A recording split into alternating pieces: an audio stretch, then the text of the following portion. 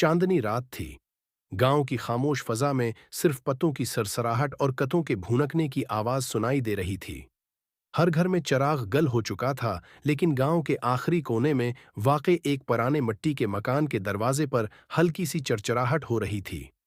ये शमशीर का घर था, एक तन्हा किसान जो बरसों से इस मिट्टी से जड़ा हुआ था, जिसने उसे सब कुछ दिया और सब कुछ छीन भी लिया। शमशीर की मां बरसों पहले फूत हो गई थी। वो इसी खीत के बीच दफन थी। तब से शमशीर ने खुद को दुनिया से अलग कर लिया था।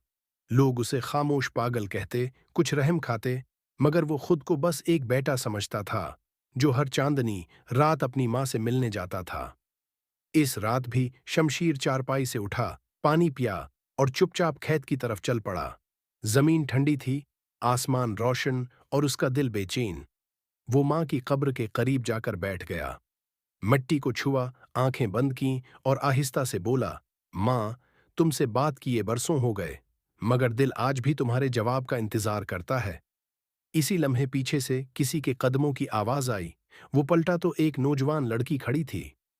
सादा लिबास, दुपट्टा ओढ़े और चेहरे पर अजीब सा सुकून। मैं नाजिया हूं, नए स्कूल मास्टर की बेटी, रोज यहां से गुजरती हूं। आज आपको बैठा देखा तो रख गई। वो बोली। शमशीर ने नजरें चराईं। बरसों बाद किसी ने उससे यूं बात की थी। ये मेरी मां की कब्र है, उसने धीरे से कहा। नाजिया बैठ गई। फिर बातचीत शुरू हुई, छोटी छोटी बातें, बड़ी बड़ी खामोशियां। शमशीर ने बरसों के दुख पहली बार किसी के साथ बांटे।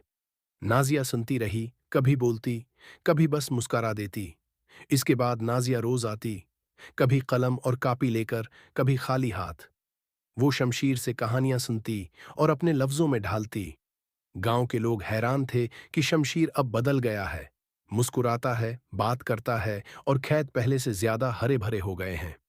मां की कब्र पर अब रोज फूल रखे जाते हैं और हर चांदनी रात शमशीर वहीं बैठकर चांद को तका करता है। लोग कहते हैं कुछ राज सिर्फ चांदनी रातों में खुलते हैं, और शमशीर जानता है, इस रात चांद सिर्फ आसमान में नहीं चमकता, बल्कि दिल के किसी कोने में भी रोशनी कर जाता है।